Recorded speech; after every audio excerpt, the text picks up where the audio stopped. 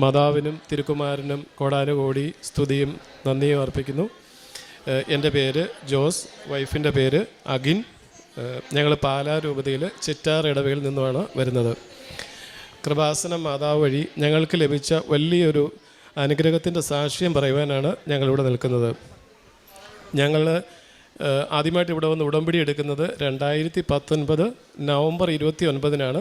വൈഫാണ് വന്ന് ഉടമ്പടി എടുക്കുന്നത്.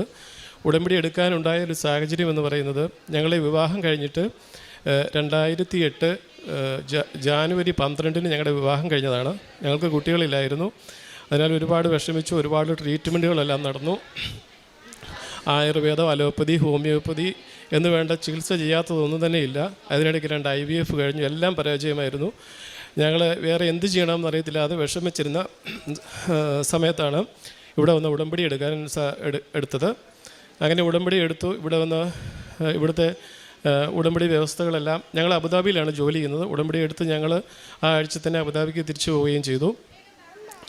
ഉടമ്പടി വസ്തുക്കൾ, ഉടമ്പടി വെഞ്ചരിച്ച തൈലവും ഉപ്പുമെല്ലാം ഞങ്ങൾ കൃത്യതയോടെ ഉപയോഗിച്ചു. വയറ്റിൽ എന്നും കുരിശ് വരയ്ക്കുകയും നെറ്റിയിൽ കുരിശ് വരയ്ക്കുകയും അതുപോലെ എല്ലാ ദിവസവും ബൈബിൾ വായിക്കുകയും കാരുണ്യ പ്രവൃത്തികൾ, പ്രത്യേകിച്ച് പത്രം വിതരണം ചെയ്യുക, ഇംഗ്ലീഷ്, മലയാളം, മെഡിസിൻ എല്ലാം ഞങ്ങൾ ഇവിടുന്ന് മേടിച്ചുകൊണ്ട് പോയി അവിടെ എല്ലാവർക്കും വിതരണം ചെയ്യുകയും അവർ വഴി ഒരുപാട് അനുഗ്രഹങ്ങൾ കിട്ടിയതായിട്ട് ഞങ്ങളോട് പറയുകയും ചെയ്തു. അങ്ങനെ എല്ലാ കാര്യങ്ങളും ഞങ്ങൾ കൃത്യതയോടെ പാലിച്ചു.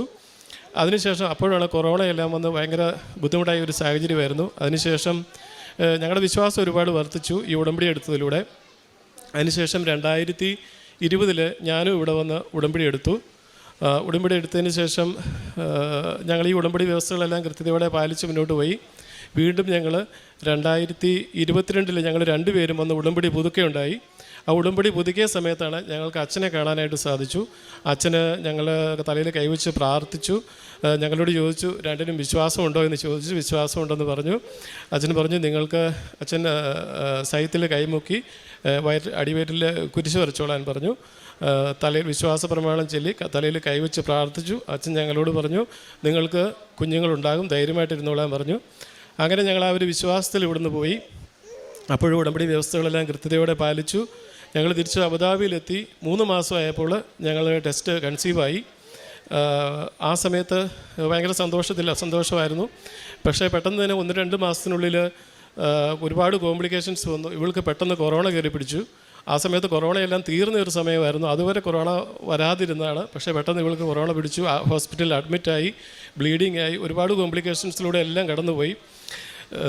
എന്തായാലും ഞങ്ങൾ ദൈവത്തോട് പ്രാർത്ഥിച്ച് ഈ ഉടമ്പടി വ്യവസ്ഥകളെല്ലാം കർശനമായി പാലിച്ച് മുന്നോട്ട് പോയി. കാശുരൂപം, തൈലമെല്ലാം ഞങ്ങൾ എന്നും മുക്കി കുരിശ് വരയ്ക്കുകയും അതുപോലെ ഉപ്പെല്ലാം ഉപയോഗിക്കുകയൊക്കെ ചെയ്തു. വിശുദ്ധ കുരിശ് വരയ്ക്കുന്ന സമയത്ത് ഇതെല്ലാം കൃത്യതയോടെ ഉപയോഗിച്ചു.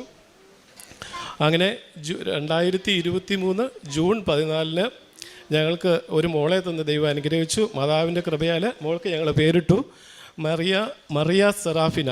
ഇങ്ങനെയാണ് ഞങ്ങൾ പേരിട്ടിരിക്കുന്നത്. മോള് നല്ല ആരോഗ്യത്തോടെ ഇരിക്കുന്നു. അവൾക്ക് നല്ല മിടുക്കിയായിട്ടിരിക്കുന്നു. ഇപ്പോൾ 1.5 വയസ്സായി. ഇന്ന് 1.5 വയസ്സ് കറക്റ്റായ ദിവസമാണ്. അങ്ങനെ ഞങ്ങൾക്ക് ഇവിടെ വന്ന് ഈ ഒരു വലിയ സാക്ഷ്യമാണ് ഞങ്ങൾക്ക് പറയാനുള്ളത്. ഇതുകൂടാണ്ട് ഞങ്ങൾക്ക് ഒരുപാട് മറ്റ് അനുഗ്രഹങ്ങൾ ഒരുപാട് കിട്ടി. ആദ്യത്തെ പ്രാവശ്യം ഉടമ്പടി എടുത്ത് ഇവിടുന്ന് പോയ സമയത്ത് വൈഫിന് ജോലി സംബന്ധിച്ച് ഒരുപാട് പ്രശ്നങ്ങളുണ്ടായിരുന്നു. അവൾ ജോലി ചെയ്തുകൊണ്ടിരുന്ന ഹോസ്പിറ്റലിൽ അപ്രതീക്ഷിതമായിട്ട് പൂട്ടുകയും 3-4 മാസത്തെ ശമ്പളവും ഗ്രാറ്റുവിറ്റി അതെല്ലാം ഞങ്ങൾക്ക് കിട്ടാതെ വരുന്ന ഒരു അവസ്ഥ വന്നു. സാമ്പത്തികമായിട്ട് ഒരുപാട് ബുദ്ധിമുട്ടുണ്ടായിരുന്നു. ആ സമയത്ത് ഞങ്ങൾ ഉടമ്പടിയിൽ വെച്ചിട്ടുണ്ടായിരുന്നു. ആ നിയോഗം ഞങ്ങൾ ഇവിടുന്ന് പോയി തിരിച്ചു വന്നതിന് ശേഷം അവൾ ആഗ്രഹിച്ച ഹോസ്പിറ്റലിൽ തന്നെ ജോലി കിട്ടുകയും ആ ഒരു ഉടമ്പടി നിയോഗം പ്രത്യേകം ഞങ്ങൾക്ക് 3 മാസത്തിനുള്ളിൽ സാധിച്ചു കിട്ടുകയും ചെയ്തു. അതുപോലെ എനിക്കും ജോലി മേഖലയിൽ കുറച്ച് പ്രശ്നങ്ങളുണ്ടായിരുന്നു.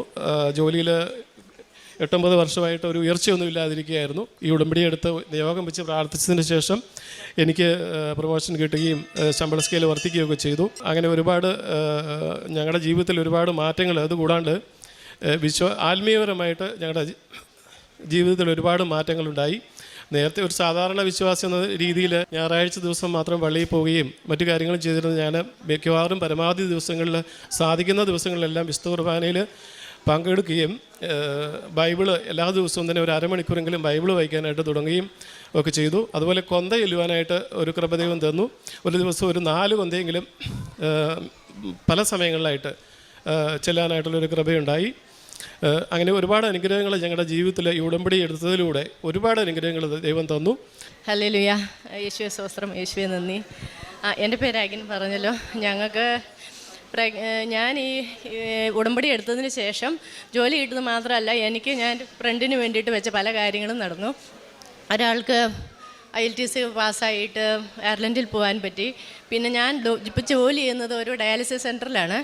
അപ്പോൾ ഞാനവിടെ ഒരു മലയാളി ഒരു ചേട്ടനും 2 ഇന്ത്യൻസ് അല്ലാത്ത 2 നാഷണാലിറ്റികൾക്കും ഇംഗ്ലീഷ് പേപ്പറും കൊടുത്തായിരുന്നു.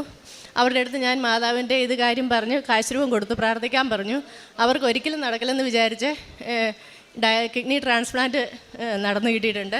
എൻ്റെ കൂട്ടത്തിലുള്ള ഒരുപാട് ആൾക്കാർക്ക് ഒരുപാട് വിശ്വാസവും എല്ലാം ഞങ്ങൾ മുഖേന